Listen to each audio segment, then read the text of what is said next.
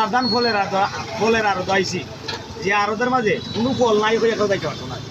আর শুধুমাত্র এই লাইলার জন্য এই আল্লাহর দান আরো দাইছি ফলের আরো। লাইলা তোর যেটা চাই দিয়া ওই দেখ ড্রাগন ফল কালি তোর যেটা রুচি আয় আমি শুনাই পাগলাই দিব। আমি শুনাই পাগলা কানাডার নাগরিক। কানাডা বর্তমানে বেগমপাড়া 5টা ফ্ল্যাট আছে। আর ওই দেখ চেকার তো আমি বস্তা তোরে দেখাইলাম, কিন্তু তোরে কোনোবা তুরুটি রাখতাম নাই।